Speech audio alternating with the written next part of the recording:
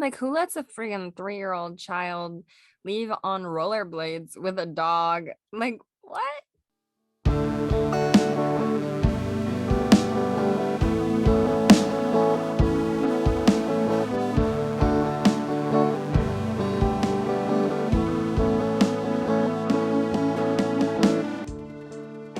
Hello, everybody, and welcome back. I'm Rachel. I'm Hannah. And this is the You Talking to Me podcast. First and foremost, I apologize for any and all weird audio things. I am not only recording without a microphone, I am outside and in a very acoustic friendly, I'd like to think, deck out at my sister's apartment because I cannot go inside because there are lots of cats and I will die. So apologies are here now. So sorry. Rachel's just living on a balcony from here on out, I sure if am. you were curious. Today, we are talking about the Rugrats movie, and I will give you a recap of it before we jump into our discussion. The Rugrats movie is a movie told through the perspective of babies. We follow Tommy and his three best friends, Chucky, Phil, and Lil, through their daily lives. Tommy becomes a big brother, so things shift for his family and with his friends. One day, the babies embark on an accidental journey that brings them to a forest. The babies have to try to find their way home, and after a few wrong turns, they do make their way to the comfort of their families. All right. So if you have not been on the Instagram, then you do not know, but this month is 90s movies. And we had to start with the epitome of 90s movies. Well, actually, just Hannah's first and only pick so far of the movies, and that is the Rugrats movie, which is a classic. I actually, though, have never seen it before this moment, but I used to watch the Rugrats a ton and had a video game of the Rugrats, which was very weird and kind of a fever dream, maybe, but it was for the Nintendo 64, and we don't look back to those days quite often. I love the Nintendo 64. That thing was fun. Um, but I never had a Rugrats game. We just had like Super Mario Bros. Or whatever. And also, I just want to say that this was not the Rugrats movie I was thinking of when I said we should watch the Rugrats movie. So I don't know if there's another one or if I'm thinking of an episode of Rugrats. I just remember distinctly that Angelica goes up on stage and she's singing like a concert, and I had the Angelica doll and she would sing, and she like there was a song about cookies, I think. And oh, was another one. I don't know what the other one was, but it was good. And so maybe it's like Rugrats in Paris. Is that a movie? Let me look that up. That's Yeah, ringing a that's the bell. other one. It was actually like trending on Netflix recently, and I wonder if it's because, so sadly, if you don't own this movie or watch this after December 31st, which you will because this comes out in January, it is no longer on Netflix. So sorry about that. It might be going to like Paramount Plus or Amazon or something because it is a Paramount movie, and so I think Netflix's like hold on it is just ending their contract, and I'm sure it's going to go on some other streaming sites, so do not worry, you will be able to find it somewhere, I'm sure. But yeah, we watched this movie, and it is actually the origin story of character Dill Pickles, which is Tommy's little brother, which is very exciting. I did not know this is where he came from, and it's very, very odd to say the least. Before I talk about the movie we're talking about, I did find it is Rugrats in Paris. That was the one I was thinking of. But that one was released in 2000, so it wouldn't have worked for the 90s. Also, in the box office, I mean, surprisingly, they got 103.3 million for the box office, which that seems surprising for this movie. Okay. And the song I was thinking of specifically was Bad Girls. I remember Angelica singing Bad Girls, talk about the bad girls. And that was like what I aspired to be, apparently. Anywho, back to this movie. It's a lot. I was like, and I've definitely seen this one too. But I'm trying to remember, like, my childhood, how old I was when I would have been watching this. If I watched it when I came out, which obviously I didn't, I would have been 2. But I'm like, also, if I was the parent, I don't think I would let my child watch this. It's like wacko. Yeah, the songs alone are very weird. It's like adults singing it as babies. I mean, all of these voice actors are adults. I mean, that's just a fact. But like the song in the baby store, which is just the hospital when they go looking for Tommy's little sister, they think. Um, there's a lot of poop jokes, there's a lot of penis jokes, there's a lot of just adult jokes that only the adults will get about like it being really dark in the womb and now they're like out of it. Like they're very subtle to kids about what they're talking about, but it's very weird. I was There's not. also a circumcision joke. Yes, it's an interesting choice.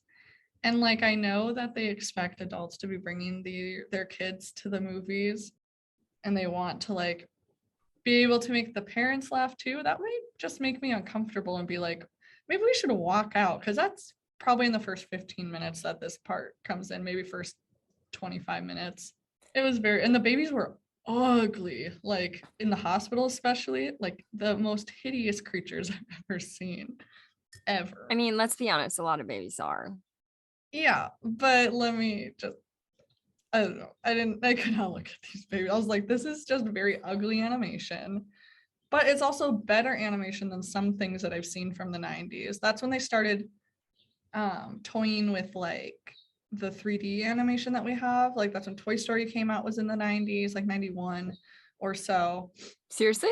Yeah, the first one. And it looks there's some very ugly parts of that movie just because the animation's so shoddy, but it's pretty crazy like the advancement. So I mean, it is better than some of the animation, but it's not pretty to look at.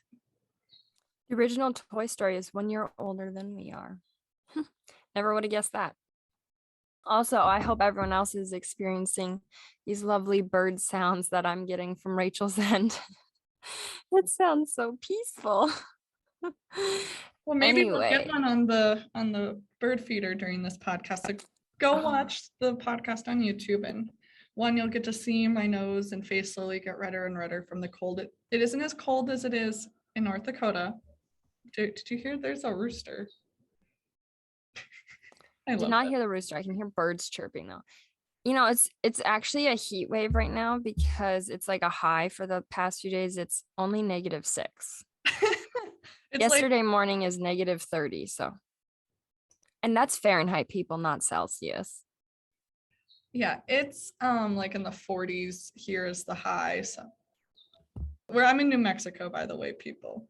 If you wanted Celsius, it was -34.4 Celsius, just to keep all people informed. Okay, so we were brought to, well, I guess right away we're at a baby shower. No. Right away, actually, they are intimidating what should be Indiana Jones. Do you remember what they call him? It was something Jones, though, still, Yeah, and right? they're imitating. You said Yeah. intimidating. Oh, did I say intimidating? I meant imitating. Whatever, it doesn't matter. That's not a huge part. But and I couldn't figure out. Oh, I did figure it out. Never mind. So right away, they'll feel like, are they dreaming or what's happening? Like, why are they? Now I'm like about to say intimidating again, imitating Indiana Jones. And you realize that it's in their head, like that's their imagination. They're playing this game and they get very close to the mom and the big boulder or ball that's rolling, like you have seen. I mean, I've never watched Indiana Jones and I still knew what scene this was. There's the big ball that's going and it's gonna hit Indiana Jones. And that scene, they think that they being the babies are gonna get hit by this ball, and what that ball turns into, it goes back to the reality, is Tommy's mom's stomach being pregnant. So that was interesting. But that already, I was like, am I tripping on acid? What's happening in this movie? What? Yeah, and I mean that at first, like I'm watching this movie with that intro, I'm like, what is this trying to tell me? Like, where is this going? And eventually it does come back at the end, but it's like this movie does make you feel like you're tripping, but they think that they're having a girl because Dr. Lipschitz says that it's going to be a girl, and he's never wrong, even though he literally just has a PhD in Latin. And that's the only type of doctor he is, which is kind of funny.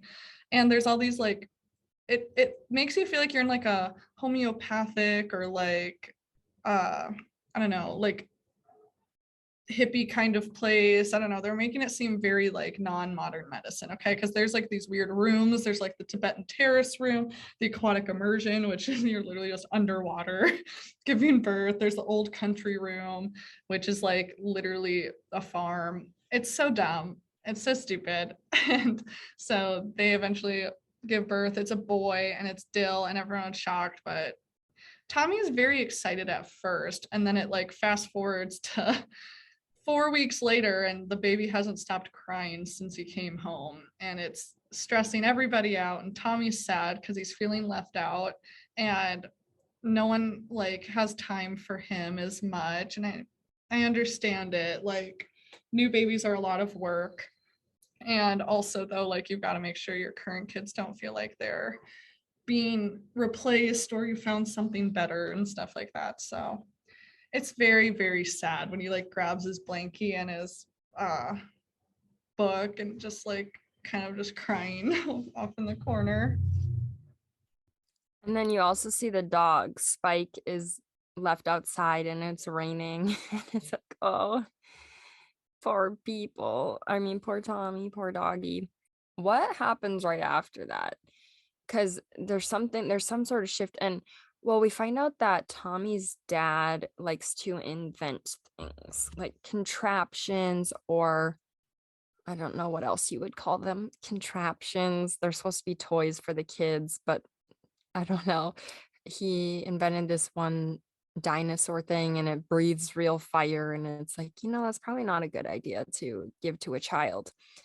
But he is trying to compete for some toy contest where if you win, you get money. And then I think you also get your toy to be made, which would obviously be a big deal.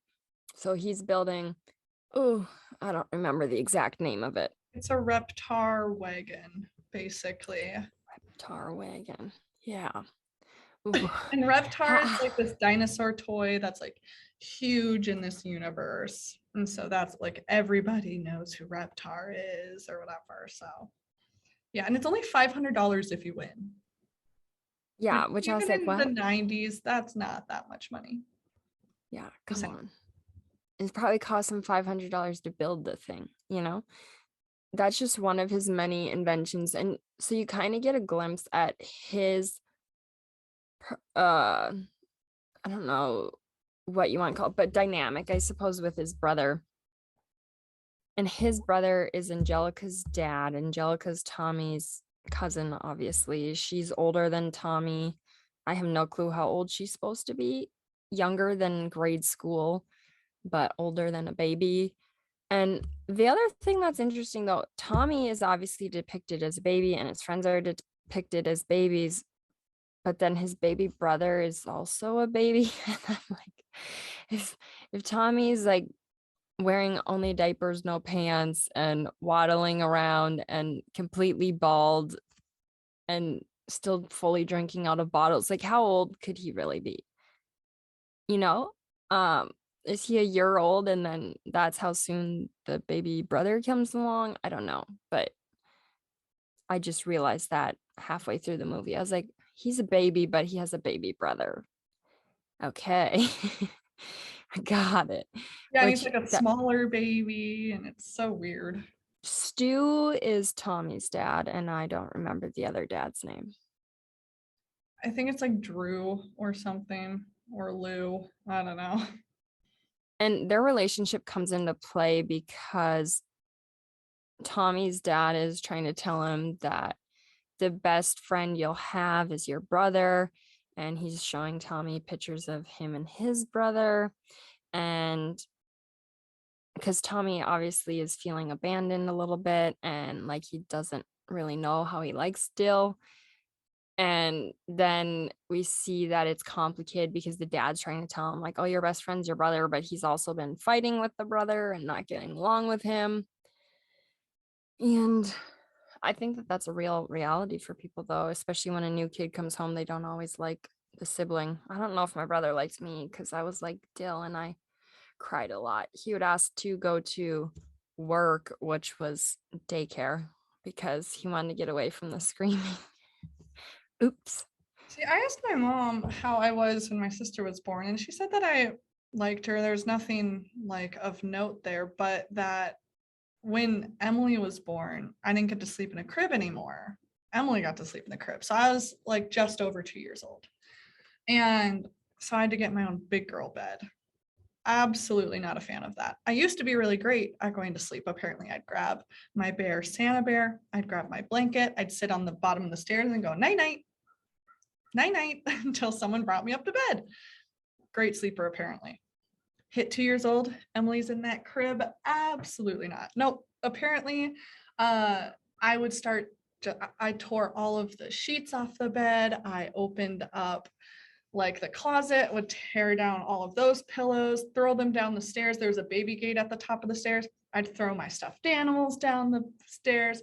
I'd opened up. Eventually, my parents, they didn't really know what was going on. And they kind of just, well, they knew that I was freaking out and crying and stuff, but they just let me like cry it out, right? Until they heard smash down the stairs. I had opened up one of the drawers and there were picture frames in there.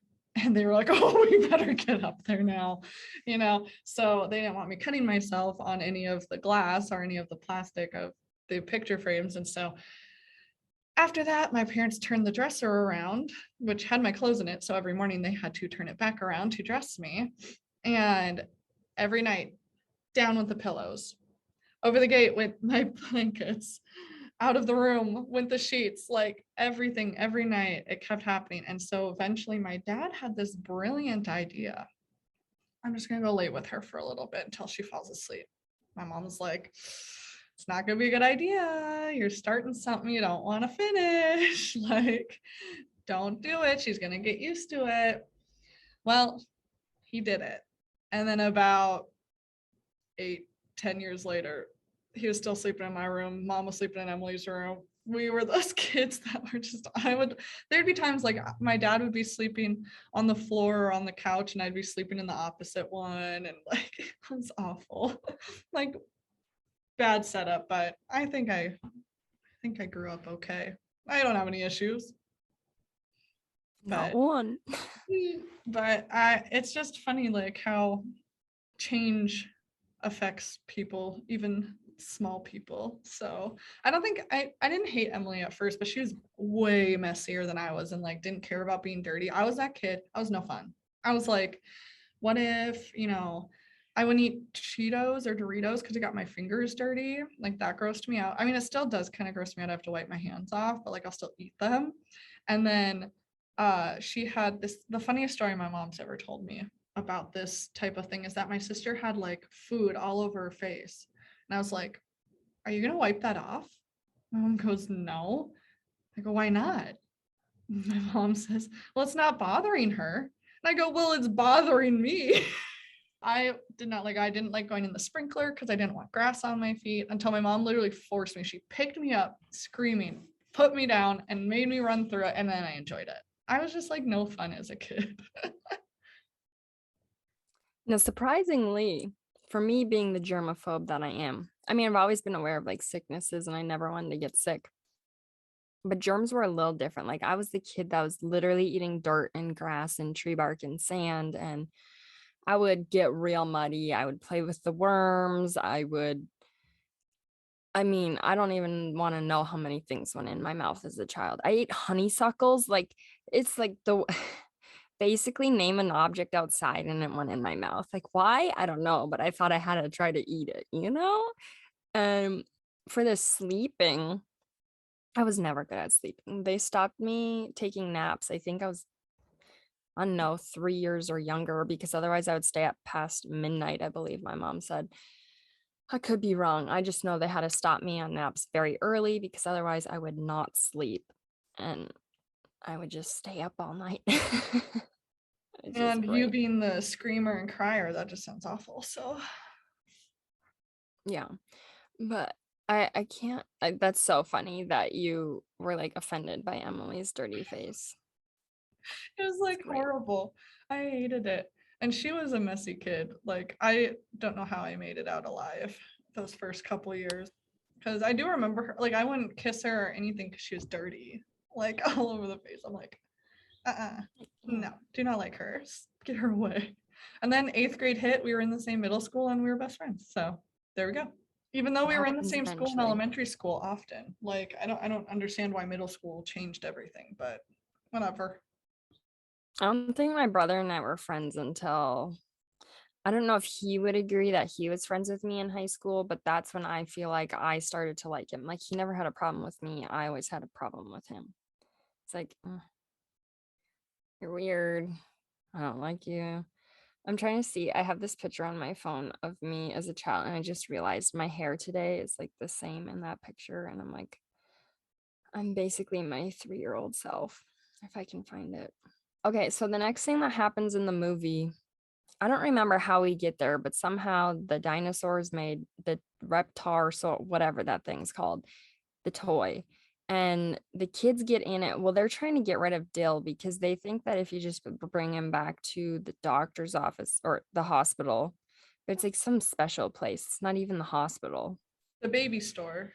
Yeah, they'll just get a new one and it'll make everything all better. Yeah, Phil and Lil are like leading the charge here. They hate the baby the most. Oh my gosh. All right. So Hannah is wearing a Teletubbies shirt and shorts and is just very unamused in this picture. I don't even know what is behind you. That is our my brother and I won like 60 inflatable toys from a fair. And that's the pile of them. That was 2000. So I was 4 years old in that picture. Yeah, so Phil and Lil are leading the charge here on trying to get rid of Dill. They hate Dill. Absolutely worst baby in the whole world. And so they all get in the Reptar wagon and the grandpa, Tommy's grandpa, like fell asleep. And so they end up like riding out and this whole chain of events happens. I don't know how they end up with the Reptar wagon at the end because they like, well, first they like made Angelica mad and then like left or whatever. And they end up like in a mattress truck and like in a crate or some. Oh, the dad thinks they're in the crate that they gave to the toy company when he comes back and finds them missing because the grandpa said they were playing in the Reptar wagon. And so and the toy guys came to pick it up, but they actually just picked up a goat that was in the box. But the kids end up like all over town. I don't know how they get there, but they end up finally like the truck had like veered off and hit like the side, gone over the side of the road into a forest, and the kids are now in the forest. And Tommy's trying to act like he knows where he's going because he has this locket. And what did they call it? Oh, the responsibility. Responsibility. Yeah, a lot of mispronounced words, which is very funny. Um, and they act like it's a compass because it's got they think it's a compass because of the arms on the clock. And so he thinks it will lead him to where they have to go and stuff to lead him I home. don't think it's a locket as much as it is a pocket watch. Yeah, and that's what it is. And it's got pictures of him and Dylan in it and whatnot. But Cynthia or Angelica wants her Cynthia doll. And so she takes Spike and goes looking for them. And like, who lets a freaking 3-year-old child leave on rollerblades with a dog? Like, what? I mean, maybe she's older than that, but she can't be that much older. I mean, I wouldn't let like a 6-year-old do that. Like, Yeah. I mean, I wasn't even allowed to go around the block until I was like in 5th grade or so. Like I had to stay in the area that was like my parents could see from the window. She goes off looking for him because they apparently took her Cynthia doll while they were escaping, and she really wants that back. And so now all the kids are gone, and Drew is mad at Stu, and I'm just gonna say Drew. I think that's his name, but I don't know. Angelica's dad. And so he's mad at Stu for losing the kids, even though it was their dad who lost the kids technically, and all of this stuff. But the babies get lost very, very quickly. I mean, didn't they have to like escape a wolf at some point or something? Yeah, Angelica was like seeing Cynthia or something. She was stopping, and Spike all of a sudden starts to pull her, and he pulled her right at the exact moment because there's a wolf that was going to chomp her head off. I mean, it's a lot. And then you see these park rangers, and one of them's like, "Oh, I see a dinosaur." Or, I don't remember what she called it. It wasn't a dinosaur. A dragon, I think. Yeah, a dragon. And the other park ranger's like, "No, there's no dragons." And then he sees the green reptar thing, and he's like, "There's a dragon." Yeah, he's the one who's training this new park ranger, and he ends up being more scared than she is, which is a funny dynamic. Also, there's this weird side story that we get at the very beginning of this circus train that stops, and the two guys get out to go get coffee or something, and then the monkeys take over the train and crash it also in the woods, and then we don't see any of that until like the very end when it becomes relevant. But it's like they needed something else to like make the trip even worse. Like, I don't know how it could be worse. They're babies in the woods. Like, that's already horrible. There's already a wolf. Like, why were monkeys like gonna make it worse? But I hated that part when like the monkeys were stealing the bananas and the baby and the clothes, and I just could not handle that. And then the reptar thing turns to water, and they're in the water, and you see like everyone's mad at Dill, but then Tommy's still trying to help him because he's like, "I'm his big brother, like that's what I'm supposed to do." And everyone else is trying to get rid of the baby, and then Chucky's sad because his best friend's not being there for him. He's taking care of the Yeah, brother. Chucky goes overboard when he is on the thing, and Phil and Lil have to be the ones that help him up. And Tommy's over there like feeding his baby or getting him a toy or something. And Chucky's like really upset that Tommy didn't try and help him at all. And he's like, "Well, Dill needed me." And so that was like, I felt that. I was like, oh, that's so painful. Like your best friend. Like, I understand he wants to help his brother or whatever. Oh my God, the sun. Hello. I understand he wants to help his brother and stuff, but it's like also just so sad from Chucky's perspective. How did they get found? Like, I think I blacked that out because I really have no clue how that happened. So Stu decides for some reason he's gonna he had this like pterodactyl flying contraption thing that we see at the beginning in the garage, and he uses that to like glide over the forest, and can spot them and let somebody know where they're at, and they end up finding them that way, I think. Let me look on the last page of my notes. It should say there. Yeah, it just says babies are found because of Stu's inventions. And so the different things that Stu did like actually helped because he thought he was a failure at the end. I did like that the parents got little storylines too. It wasn't just like the babies were growing and having their development and stuff like that throughout the story. Like the parents also got some stuff. And so I like that Stu was redeemed, but also he and his dad are part of the reason why the babies were lost to begin with. So I would be pretty mad. Even if he saved the day, I'd still be like, how's the wife? I'd be like, you are not getting away with this that easy. I would not be happy either. Like, good that he found the kids, but like, hello, you lost how many children? There was Angelica, Tommy, Dill, Chucky, Phil, Lil. That's 6 kids. Hello, and a goat. And the dog. Oh, and the dog. So, A hello. lot on your head there still. But I mean, Dill, so there's a moment where Dill does like come into play and actually be like the savior of the day. So he throughout the movie was like hitting the Reptar buttons and making it go, and like was putting them into trouble a lot. But then at the very end, he's the ultimate savior when he sets Reptar rolling and gets all the babies from the monkeys like in time or something.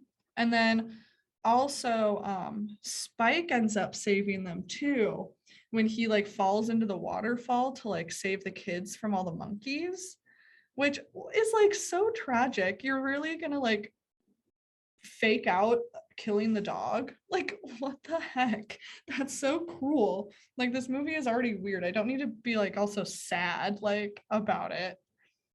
But the dog did survive. Like, that's all good. And then they were right by the ranger station. That's where they found them. It seems like it was just a very abrupt ending after that. Like they get found, they get back home, and then the movie's done. They do the whole like Indiana Jones thing again at the end, but like succeed at getting like some food in the fridge, I guess, is what they are trying to get, because Dill is now the additional height and they can get it because he's tall enough now for them to get it. So you do see that they've accepted him into the group now, which is great. I just remember a distinct moment for me was when Tommy was considering getting rid of Dill too, and he's going to give him to the monkeys, and then he sees his own reflection in the water and realizes what he's doing, and he feels so bad, and he's like, oh, like I'm not going to do that, you're my brother. But honestly, this movie is an hour and 20 minutes long. It's obviously less than that. Just the watching time is less than that, because unless you're watching the credits, which I don't think most people do. um but a lot happens. It takes you on a whirlwind of things, and honestly, my brain kind of hurts talking about it right now. I'm like, oh my God, did we watch that? We did watch that. How did I watch that as a kid? Is this why my generation has ADHD? Because there were things like this, and like SpongeBob. Uh, it was a lot. Some would say too much. Uh, like I said, those monkeys, I was like, this is the final straw. Let me just say, I cannot handle these. And they were there for a long time. They were there for too long. I was, get them off my screen. I don't give a crap about these monkeys.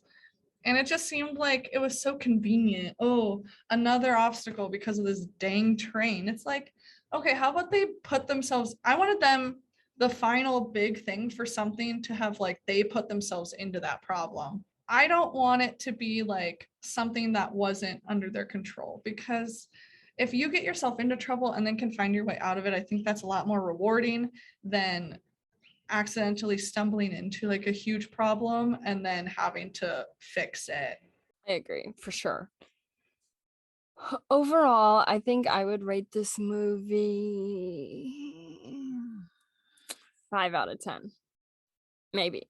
What? You have been way meaner on way better movies. I'm Well, giving I it like a think, 3. I'll never watch it again. I won't recommend it to anybody. oh, I'm not gonna recommend it to people or watch it again. It just gets a higher rating because of the like nostalgia factor, because it's the Rugrats, you know? If you want the nostalgia, go watch an episode of the TV show. I can guarantee you it was less. Oh my God, hello, son. Less crazy Okay, than this. if I don't add in the nostalgia aspect, I think I would rate it a 3.7. Maybe. That still Very might be specific. generous. I mean, it's not like, yeah, I would not watch it again. My brain cells felt like I was losing them when I watched this movie. And I feel like I'm going blind in the sun. So maybe, do you have anything else to say about this film, Hannah? I do not. I really don't. I don't Me think my brain can neither. handle talking about it for another minute. How about you? No, I'm good. Let's get through the social media and sign the heck out. All right. So you can email us at youtalkingtomepodcast@gmail.com, and you can follow us on Instagram at youtalkingtome.podcast, where you will get sneak peeks of the months to come. You will find out first. Oh, there's a bird on the bird feeder. It's behind it right now, but hold on, it's there. There it is. You can also watch our lives, find out what we will be watching when we're watching it. And if there are any delays in posting, sorry that I'm on vacation and that happened, my bad. And lots of other great things on the Instagram. You can also follow us on Twitter at you talking to me 11, because we're both number one. And subscribe to our YouTube channel, like, and hit the notification bell. Comment some amazing things onto our videos, what you liked and disliked and whatnot. And also just give us all the good reviews on all the other podcast sites. Yes, with that, I am Rachel. I'm Hannah. And this was the You Talking to Me podcast.